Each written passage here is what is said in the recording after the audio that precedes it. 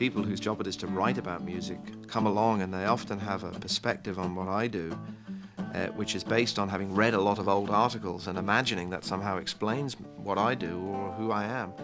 And the uncomfortable part about it is for them that I can't say that I worry about how what I do now fits into what I did last week, because I can hear the record and hear the songs that I like and hear the things that I feel I've endured. But I'm not worried about what this has to do with what I did before or what I'm going to do next. I don't know what I'm going to do next. I know I have some plans to work with people, but I have no way of knowing how it'll end up, you know? Are you getting it through that pickup? Yeah. Do you want to before we start, can you feed the signal that you're getting from me into those speakers quietly so I can hear the... Do you understand what I'm saying? Yeah. Can you just feed that into these studio monitors for a second? I think they're too far away for you to... I can walk over there and hear them. I just want to hear the guitar. Just guitar. He's talking about your music still. Interesting. It's not my favorite thing, really. You know, I mean, I prefer to be playing or writing, really. I mean, once the record is made, it's made, and that performing then becomes the next way the songs live for me. When I hear the songs now on this album, it won't be very long before I start finding fault with it and thinking I could have sung that differently, or because I will have learned some different way to sing it between now and the next concert, you know. True. So that's why you write songs. I mean, the songs don't exist definitively on records, and you know, there might exist one night in your life where you sing it better than ever. Yeah. And every song that I feel I got wrong on the record, I know there's been a moment where I've sung it right somewhere. Otherwise, I wouldn't have bothered with it at all. You know? Are you ready to go? Yep. Have you got the guitar?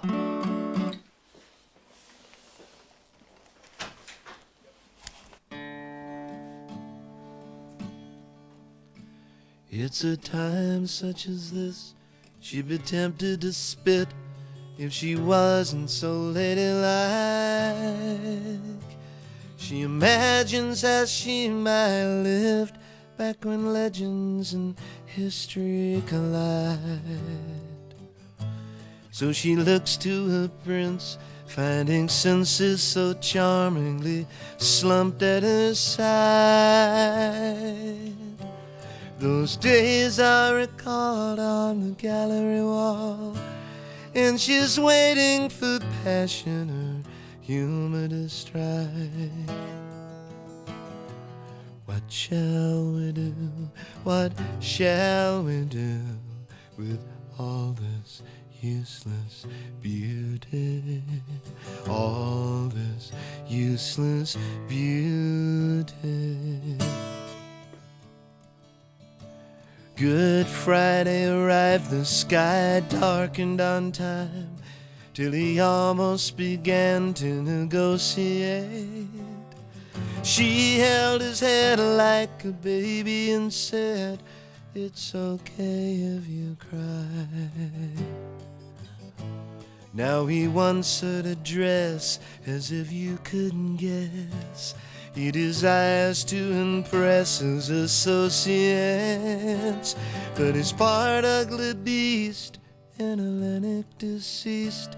So she finds that the mixture is hard to deny. What shall we do? What shall we do with all this useless beauty? All this useless beauty.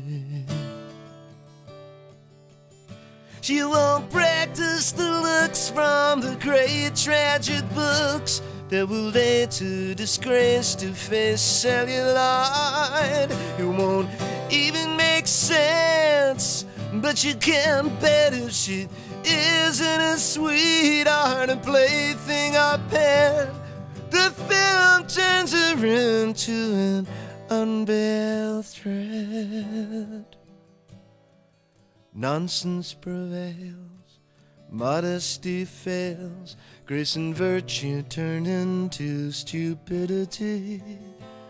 While the calendar fades, almost all barricades to a pale compromise. And our leaders have feasts on the backsides of beasts. They still think they're the gods of antiquity. If something you missed didn't even exist, it was just an ideal. Is it such a surprise? What shall we do? What shall we do with all this useless beauty? All this useless beauty. What shall we do? What shall we do with all this useless beauty? Oh,